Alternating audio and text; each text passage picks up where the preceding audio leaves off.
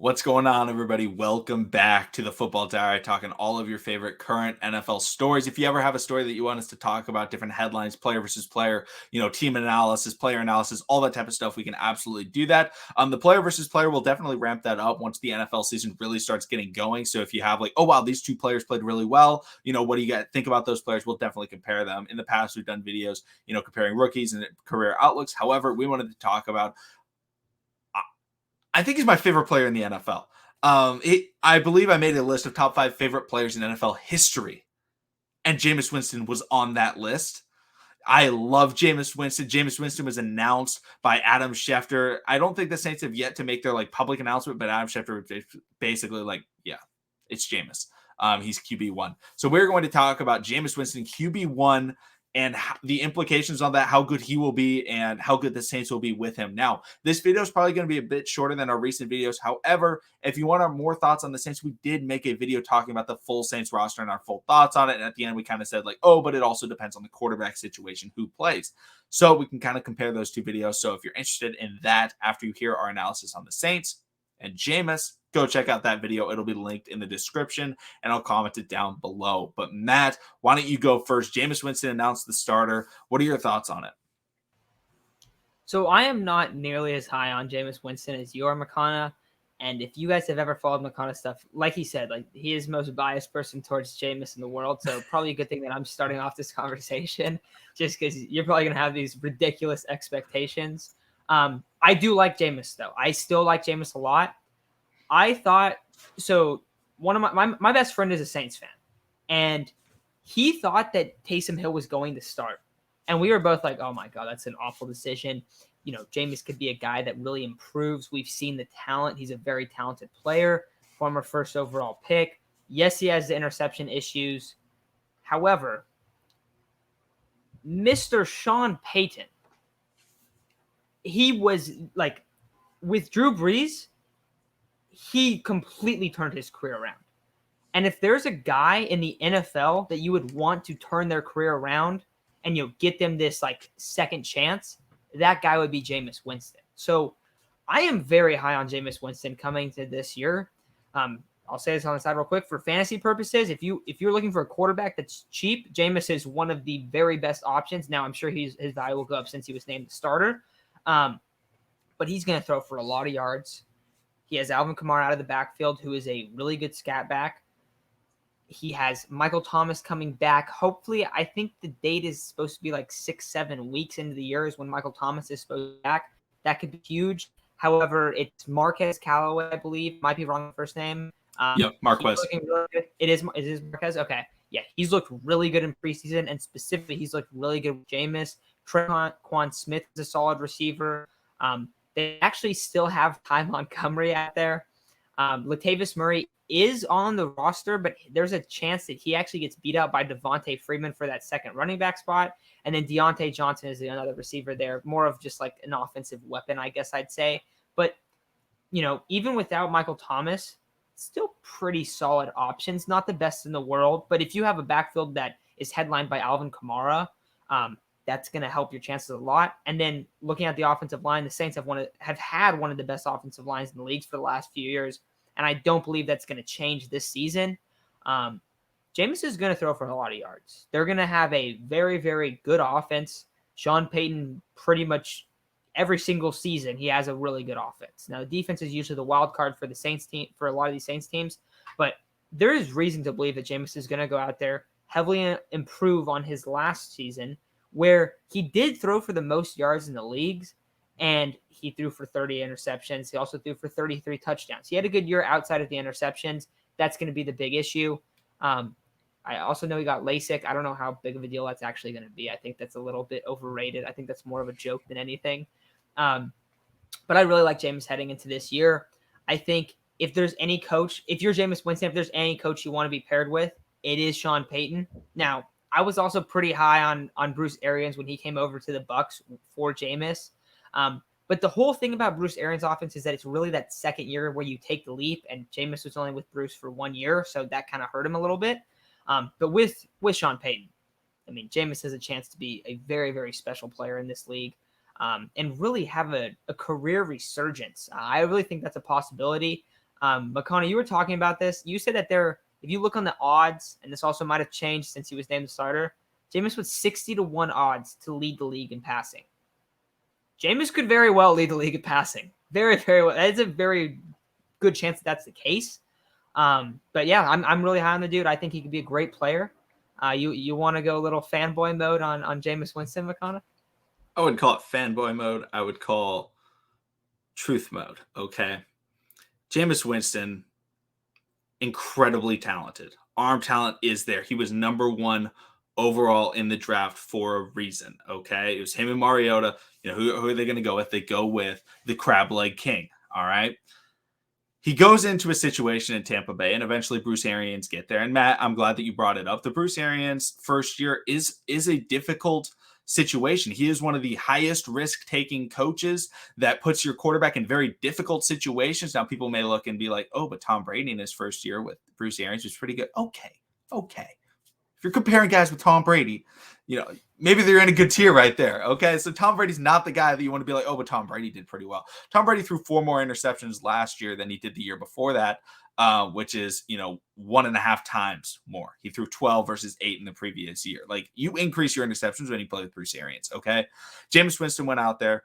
He went out there and he didn't have that good attitude. There was that question and people were like, oh, Jameis, with all these interceptions, how do you feel like you can, be better? And he was like, what are you talking about? I'm balling. Okay. And he had that mentality of like, the interceptions don't matter. He always had that mentality. The Buccaneers offense was ranked pretty highly when you looked at total yards, total points, all those situations. They weren't winning, but the offense was ranked highly. He led the league in led the league in passing yards. He was number 2 in touchdown passes that season in 2019. Okay. Jameis Winston felt like he was playing well. All of a sudden he gets cut. Where's he going to go? You know what I said, Matt? I don't know if you remember this, but I wrote an article a while back saying him getting cut could be the biggest thing to ever happen to Jameis Winston in his entire career. This could be the turning point, was him getting cut. This was before he even went to New Orleans. I said that would be the biggest thing that would ever happen to him. Why? Because it put him in that mentality. And if it didn't put him in that mentality and he wasn't able to succeed, nothing would have happened. It would have been like, oh, he's done. But if it did work, which I feel like it has, if you've seen Jameis Winston in the last 2 years ever at a camp, working out, when he talks, he has something to prove. He has that mentality. And then you add in, he got to sit behind Drew Brees, one of the most pronounced passers in the history of the NFL, one of the all-time leading passers, okay?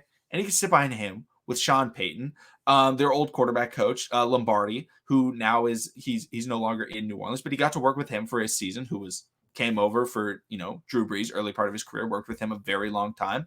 And Jameis Winston got to sit behind them and learn. And now he gets to pair that with very good wide receivers, very good wide receiver, and a very good pass catching running back in Alvin Kamara. And he's going to be able to go out there in a system that Drew Brees was able to flourish in and take it to a level with a little bit more risk. Okay. A little bit more risk, but that could be good because the thing that's been holding back the Saints in the last recent years has been Drew Brees not being risky enough, not being able to make that deep ball throw. And Jameis Winston can make that deep pass. We saw it with Marquez Callaway in the preseason. We saw it in the playoff game against the Tampa Bay Buccaneers. Okay. He can make the throws. It's all about who he's throwing to. And the way that he's had that new perspective, the way that he's had all of those things in the last couple of years that have happened to him, it seems like he's turned over a new leaf. He's ready to work.